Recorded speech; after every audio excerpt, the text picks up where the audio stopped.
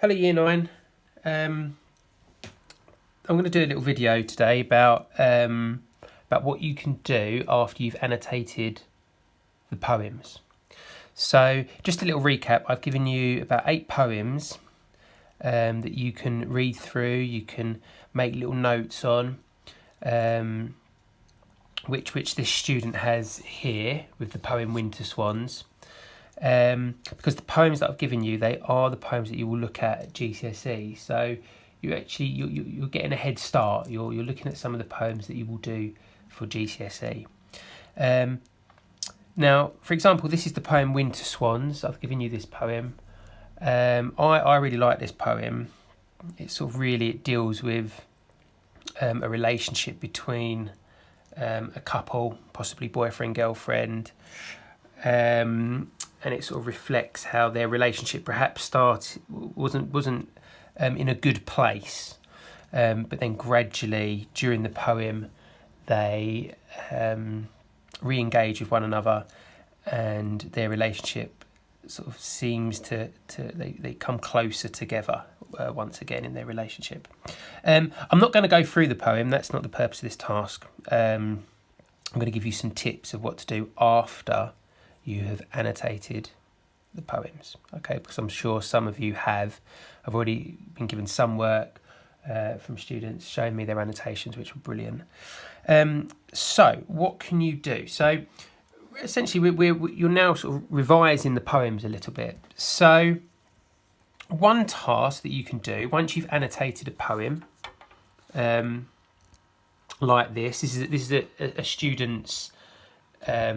These students' annotations here. Once you've done that, you could do a Wordle. So we've done this before in class with Much Ado About Nothing. A Wordle is simply where you write down lots of words that you associate with the text. In this case, obviously, we're going to look at Winter Swans. Now, I'm not going to do it fully here, but I'm just going to show you what I'd like you to sort of be doing. So I'm just going to start it off. So you might, you might want to draw, to remind you of the poem, you might want to draw a swan. I mean, this could be shocking, my drawing here. Oh, good.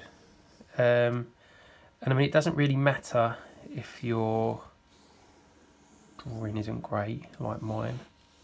Does that look like a swan? There you go, look, it's a bit of fun. That's my swan, give it some feet. Then within the swan, you just want to write some words that you associate with the poem. So to begin with, I'm going to put rain. I'm going to put the word waterlogged. So you can put words that are within the poem. I'm going to put the word connection. I might put the word together. I'm going to put the word, surprisingly, you might think I'm going to put inspiration. I'm going to put reconcile. What a nice word that is, reconcile. The couple sort of reconcile at the end. But I'm going to stop there. That's all you need to do. So you can look at the poem. You might want to use some words from the poem, but also put your own words in that you think sort of tell us something about the poem. So nice little task there that you can be doing. You probably spend about 5 minutes on that. Doesn't have to be long. You can do that for each poem. It's a good revision tip. Right. The other thing that you could do to help you with revision is a storyboard. So Winter Swans, the beginning of Winter Swans, it says the clouds had given their all, 2 days of rain and then a break in which we walked. So my storyboard, I'm sure your storyboard would be much better than mine. I'm not that neat and tidy. I know you are. I'm going to try my best here. So number one, a storyboard. Obviously, I haven't got a ruler on me, unfortunately, but a storyboard, maybe you could have either 6 or 8 boxes, up to you, completely up to you. And so number one, the clouds given their all. I might just draw clouds, some rain, and then 2 people are walking, in which we walked.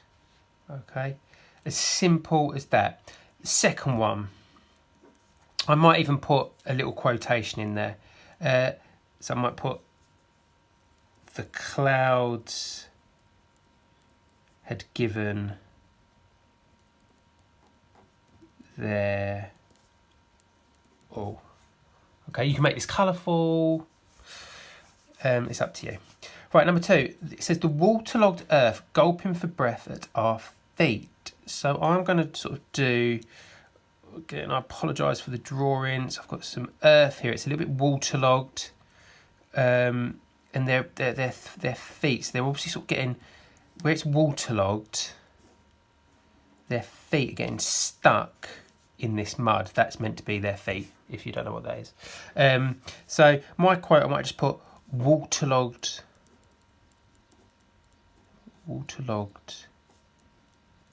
earth. Okay.